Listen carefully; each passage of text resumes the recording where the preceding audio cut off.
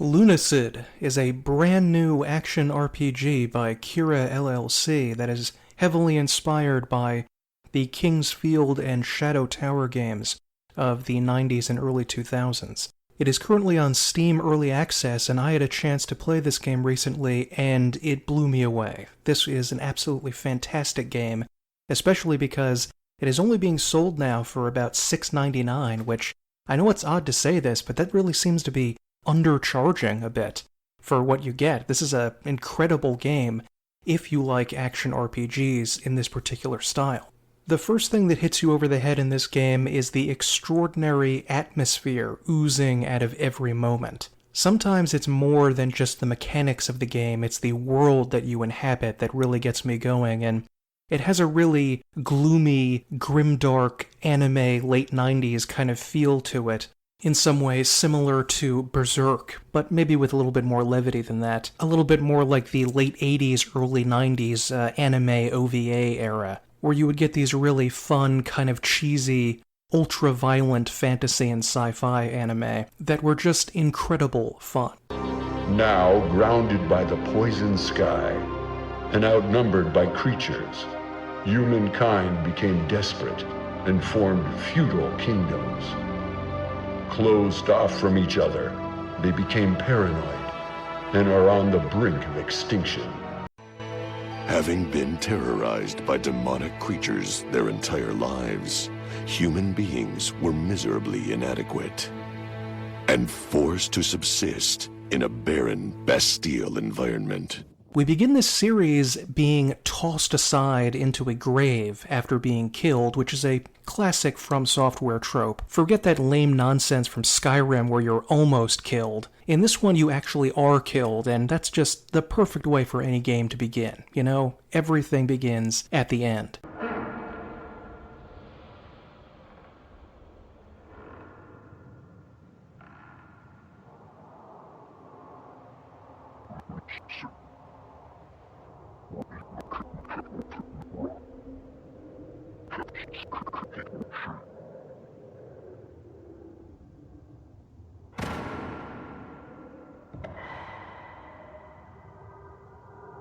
I'm not gonna be buried in a grave. When I'm dead, just throw me in the trash. After our ignoble demise, we are thrown into the character creation screen, where we can choose between a variety of different classes that, in true Soulsian fashion, really don't lock you into one type of character. They just determine your starting stats and give a meager amount of backstory. I especially like that there are some unusual things you can pick, like a ninja, the undead, and of course, a waste of flesh, notable for nothing lest the dust it leaves behind. They have nothing to lose, driven forward only by self-loathing. Oh, he just like me. He just like me for real. I decided to go with a vampire because, well, I love vampires and I can never pass up playing as one. And it just added this interesting tinge to my character about why I'm in the well in the first place. I mean, I am kind of evil. Maybe I'll like the well, who knows? The classes that you pick do seem to affect your resistances to the various elemental attacks, but most of the time I found that that was really not all that important. Though obviously as a creature of the undead, holy attacks and fire are extra effective against me. Most of the time you're just not thinking about your class, again, sort of like the Souls games, and that actually turned out to be a big mistake because there is an item that you can pick up, and I only noticed it hours and hours into the game, long after I kind of forgotten that I was a vampire, and it's holy water. And it says, you know, in the description admittedly that if you're a vampire, you probably shouldn't drink this, but I drank it as a vampire and things turned out badly. Although in the Vampire Mansion later in the game, I was able to replenish my health by drinking from fountains of blood, which is, you know, pretty cool. After you wake up at the bottom of the pit in this bizarre, cursed land that is perpetually shrouded in a kind of purplish-black gloom, you are trapped in this very Shadow Tower-esque well, and your only task now is to descend farther and farther down, discover the secrets of this place, and presumably see if you can somehow get out. Or at least stop the evil and stop the curse you're currently under. As you wander around, you can actually see, of all things, your hand sticking out in front of you in the first-person perspective, and in a lot of ways it's almost hard to tell if you are just a hand, like you're the Thing from Addams Family. It almost feels that way sometimes. But you can ingest potions throughout the game, so I assume you're more than just a hand. Maybe. Anyway, that's not really all that important. What is important is the absolutely incredible first-person combat this game has. And it is, of course, light years ahead of anything that was around during the early From Software days in the 90s. Swinging your weapon and blocking feels buttery smooth. It feels perfect compared to the walking through molasses slowness that you got with the King's Field era games. This is very, very fast. You can move at lightning speed if you want. And just swinging your weapon against enemies just feels very satisfying. It has that old school platformer kind of chunk that you get when you slam into an opponent. Like you feel that there's resistance when you hit them or when you get struck and you're blocking. It's perfect. There are a huge variety of weapons to choose from halberds and spears to all kinds of swords, thrusting swords, two-handed swords, axes. There are magical staves, there are bows and arrows, there are crossbows. Crossbows, admittedly, that fire and reload very, very fast, and because you can do this so quickly, it may be a little bit unbalanced, but whatever, it's still in early access, it's not that important. But the treasure trove of weaponry and different types of weapons you can use feels one heck of a lot like Symphony of the Night, which I assume, because this is Metroidvania-esque as much as it is King's Field or Shadow Tower-esque, it feels like it must have been a major influence on Lunacid. There are especially some areas like this library region which just have the look and feel of the library area in Symphony of the Night to me. I mean, tell me if I'm wrong about that, but that seems like a major influence. And the enemies that you fight are varied in how you have to go about killing them. There are some that are immune to all but magic attacks. There are the usual run of different status effects like poison, paralysis, bleeding, which is a very dangerous effect.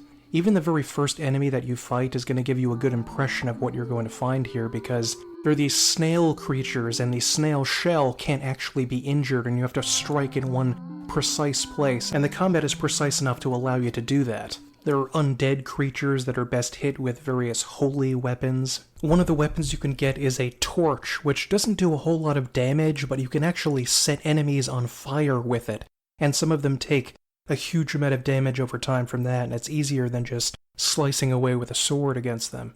There are haunted poltergeist paintings that come alive from the wall, which I think was in Symphony of the Night.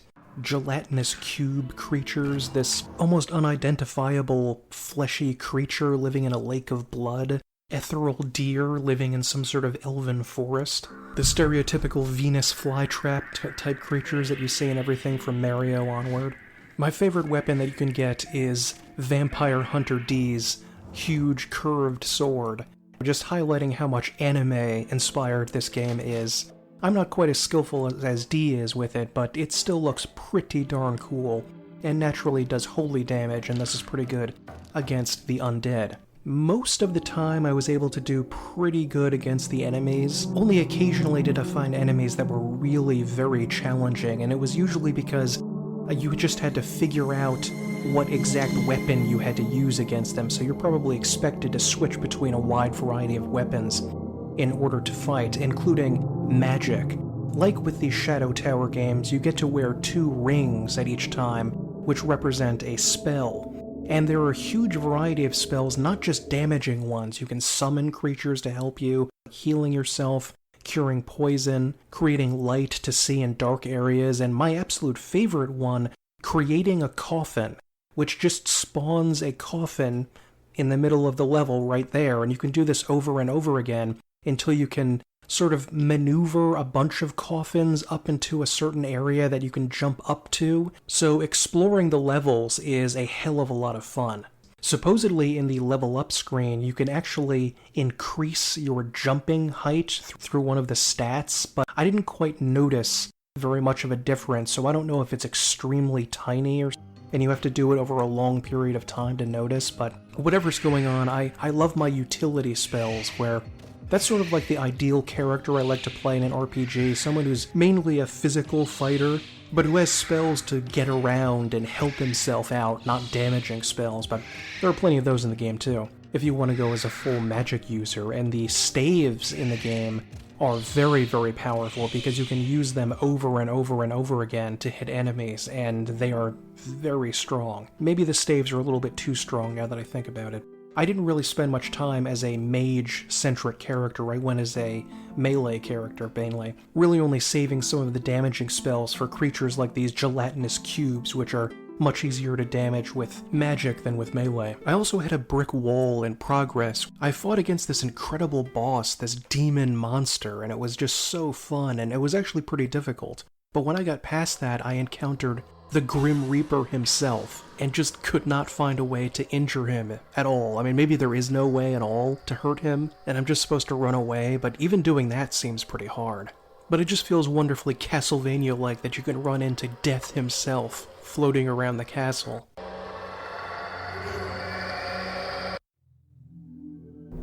Death. I had forgotten. And moving on to the levels, this is probably the best part of the game. They are absolutely gorgeous looking. Everything has a very retro PS2 aesthetic to it, which of course, because Shadow Tower Abyss on the PS2 was a major inspiration for this, obviously that's going to be the case. But there's a wide variety of different areas that we can go in, starting from the central well area, where these snail and bug creatures are, down into catacombs, a strange forest area that's somehow underground, the aforementioned Lake of Blood, which I think is just probably the best area in the game. This looks incredibly hellish and creepy, and it was very, very spooky. And probably my favorite area, though, was towards the end of where development currently is, and it's a vampire mansion filled with strange crimson spirits and skeletons, and because I love vampires and the undead so much, this is just heaven to me. All of these levels have an absolutely perfect vibe, a perfect mood to them that instantly draws you in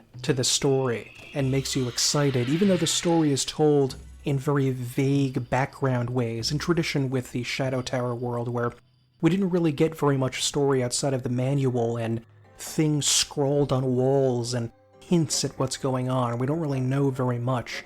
And we can gather clues, but actually definitively learning something is basically impossible. In one of the earliest areas of the game, there is an amazing moment where you can find a book next to a corpse, and the book says, "Soon we'll be free of the accursed well, for great prophet Abdul has found a way out. While we are tethered here physically, our minds can be extricated with enlightenment."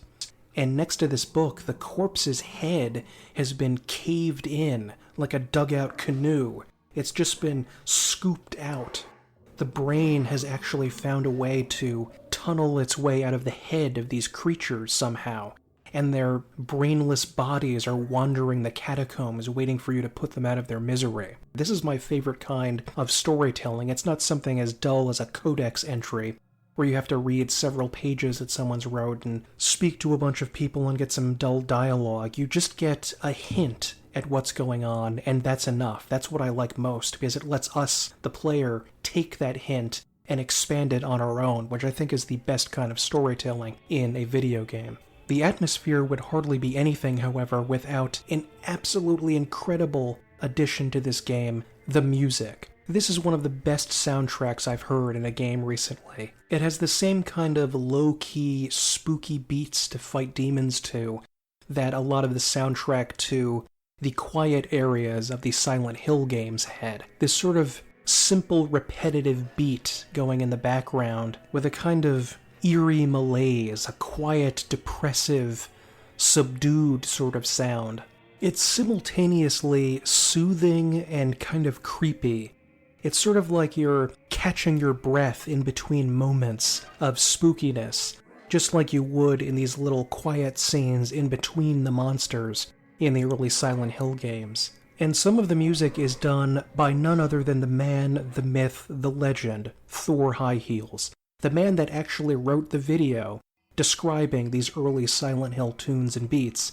And I will link that video in the description if you want to know more about them and the history of this kind of music and its use in the Silent Hill games, which I strongly suggest you check out if you enjoy Silent Hill. The game is so music-focused, by the way, that whenever a new track starts playing, you get the title of the track and the person that made it, because the devs know that people are going to want to know that and want to listen to it outside the game because it's that good. This is one of the biggest changes from the original Shadow Tower, which had literally no soundtrack whatsoever, so that's an amazing choice they made, and I heartily approve. But the big thing, the important thing, the one aspect of Lunacid that ties everything together and just makes it a wonderful experience are the vibes. The atmosphere of this game is incredibly cozy. It just feels like a long love letter to not just the games themselves, but an era in gaming from maybe 98 to 2002. Just this one little age when I was growing up, admittedly, so I'm not unbiased about this era, with a certain type of video game, the look, the feel, the music, it all adds up to this mixture of grimdark and kitsch and excellent gameplay and amazing tunes. It's relaxing and it's fun. Lunacid even includes a game manual.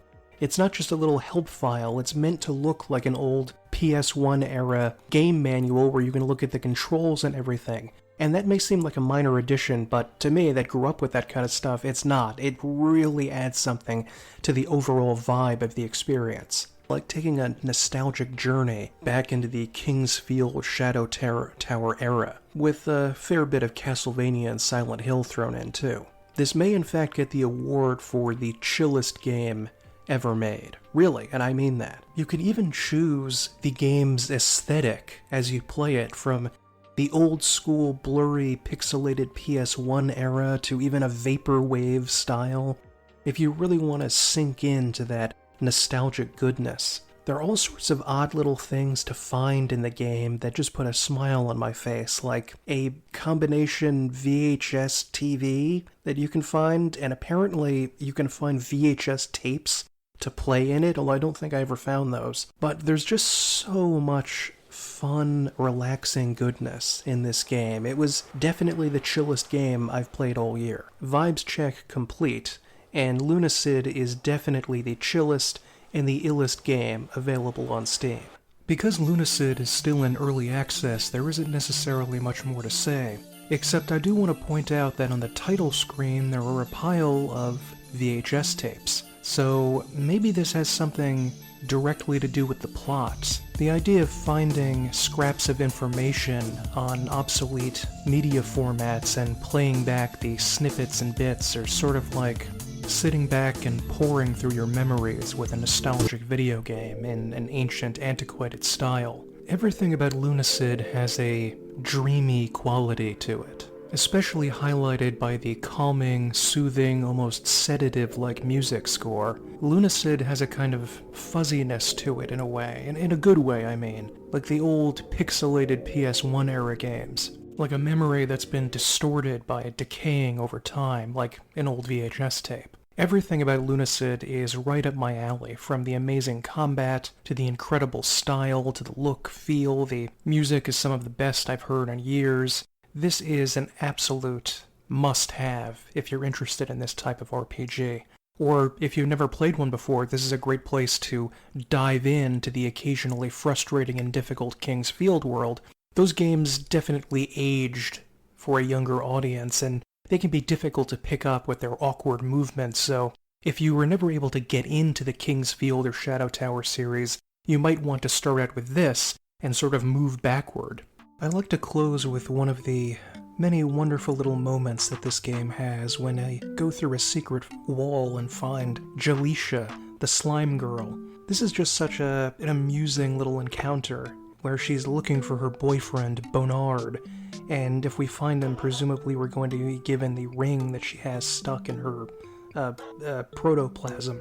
Is she dating a skeleton? This kind of delightful comedy is all over the game, and it really adds to the experience. To question, why is she here? Why can she talk? Was she a person? Are all the slimes people? Where is her boyfriend? Was she dating the skeleton guy in the bar from the base area? I don't know, but I want to find out, and I want to help Jalisha, because she is an adorable slime girl. This is the kind of side quest I can really get into in an RPG. No big fancy political or philosophical subtext. You're just helping a slime girl find her bow, and that's it. That's all I have to say here. This is an incredible game. I highly recommend that you try it out. It's on early access right now. There's going to be a link in the description. It is only $7, which is an absolute steal for what you're getting. So let me know what you think of the look and feel of this game, if you've played this before, if you've played the King's Field or Shadow Tower series, and what you think of that, and if this is a proper legacy to that, and what you think the finished game is going to be like. And my name is Michael. Keep dreaming, keep vibing, keep lo-fi chilling in the past, and yeah, have a good night.